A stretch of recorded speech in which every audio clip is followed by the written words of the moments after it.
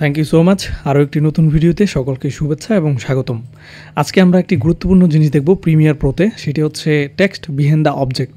আমরা অনেক ভিডিওতে, অনেক মুভিতে, অনেক ট্রানজ্যাকশানে হচ্ছে এটা দেখে থাকি যে একটা অবজেক্টের পিছনে টেক্সট, তো এটা কিভাবে যায় এবং কিভাবে এটা করা যায় সেটাই আজকে আমরা সিম্পলি দেখার চেষ্টা করব। সো আমরা একটা ভিডিও নিয়ে আসছি, জাস্ট এই ভিডিওটার উপরেই আমরা হচ্ছে এই এফেক্টটা প্রয়োগ করব। সো আমি জাস্ট টাইমলাইনে নিয়ে আসছি ভিডিওটি।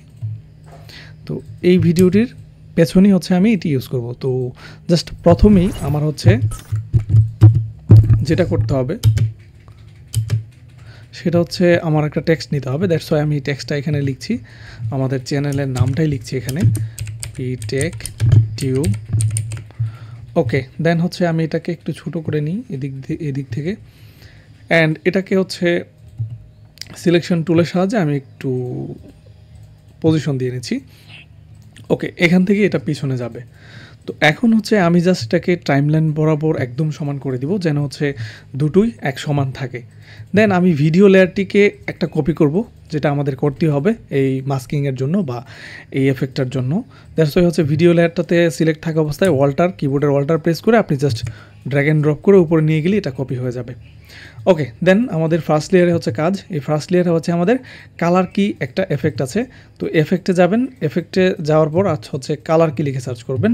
আমি আবারও সার্চ করে দেখাচ্ছি, COLR কালার কি লিখে সার্চ করবেন এবং এই কালার কি এফেক্টটাকে ড্র্যাগ অ্যান্ড ড্রপ করে উপরের লেয়ারটিতে ছেড়ে দেবেন।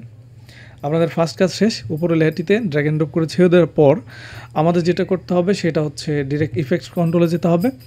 ইফেক্টস কন্ট্রোল থেকে আমাদের এখানে কালার কি অপশন চলে আসবে। এই কালার কি অপশন থেকে এখানে আইড্রোপার আছে, আইড্রোপার দিয়ে জাস্ট আমি ফরগ্রাউন্ড কালারটাকে চুজ করে দিব। দেন আমাদের হচ্ছে কালার টলারেন্সটাকে একটু বাড়িয়ে দিয়ে আমরা দেখতে পাবো প্রিভিউটা how it's look like. It's much perfect.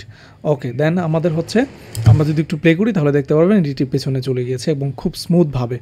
তো আমরা এখানে আরও কিছু করতে পারি, যেমন ধরেন এই টেক্সট লেয়ারটি প্রথমে ধরেন ছোট থাকবে। দ্যাটস ওয়াই আমি স্কেল অপশনে একদম ছোট করে দিব, স্কেল অপশনে একদম ছোট করে দিলাম। দেন কয়েক সেকেন্ড যাওয়ার পর এটা হচ্ছে একদম 100% হয়ে যাবে বা আরও বড় হবে। তো আমরা হচ্ছে এ পর্যন্ত রাখলাম। তাহলে আমাদের এফেক্টটা এরকম হবে যে আমরা এটা ছোট থেকে একদম বড় হয়ে যাবে। তো এই ধরনের এফেক্ট অনেক কাজে লাগবে যখন আপনারা হচ্ছে আপনাদের প্রফেশনাল এডিটিংয়ে ব্যবহার করবেন এবং আদার থিংস যে কোনো জায়গায় ব্যবহার করতে চান। তো এখানে আপনি সাউন্ড এফেক্ট যুক্ত করলে আরও বেটার হবে। আপনি যদি চান এটা এই পর্যায়ে থেকে দেন আবার গিয়ে হচ্ছে এটা ছোটো হয়ে যাবে, দ্যাটস ওয়াই আপনি সেটাও করতে পারেন।